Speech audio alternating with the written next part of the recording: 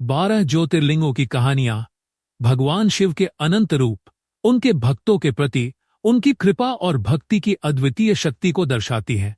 हर ज्योतिर्लिंग के पीछे एक पौराणिक कथा है जो उसकी उत्पत्ति और महत्व को समझाती है। आइए इनकी कहानियों को विस्तार से जानते हैं।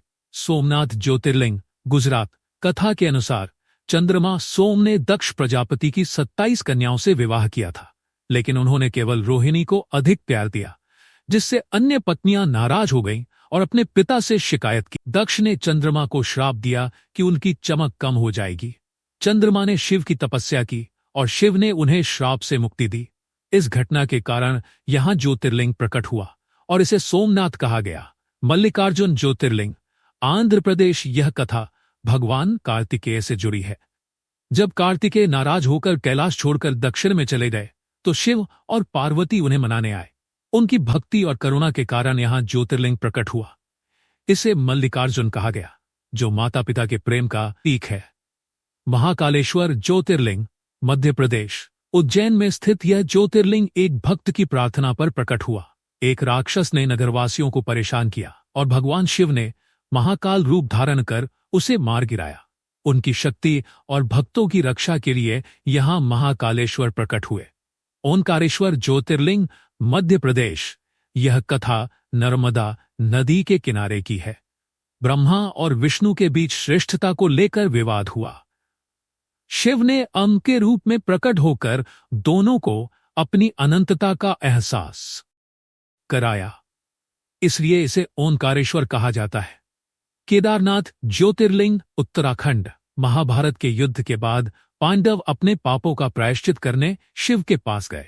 शिव उनसे छिपने के लिए भैंसे का रूप लेकर पृथ्वी में समा गए। जब भीम ने उनकी पूंछ पकड़ी, शिव ने यहां ज्योतिर्लिंग के रूप में प्रकट होकर पांडवों को आशीर्वाद दिया।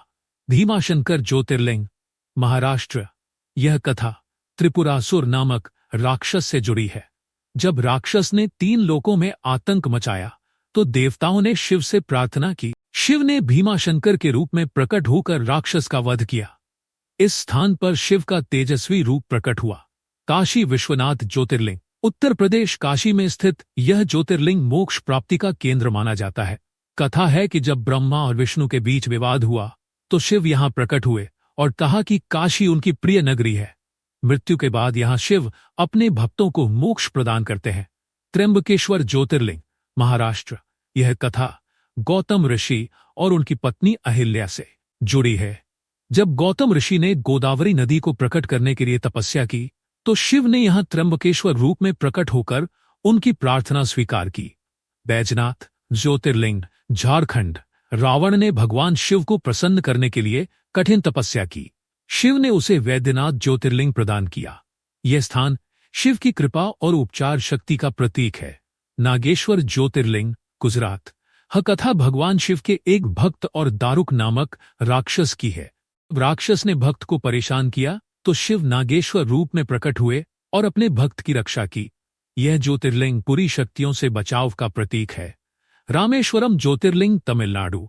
यह स्थान भगवान राम से जुड़ा है। राम ने लंका पर चढ़ाई से पहले शिवलिंग की स्थापना की और पूजा की।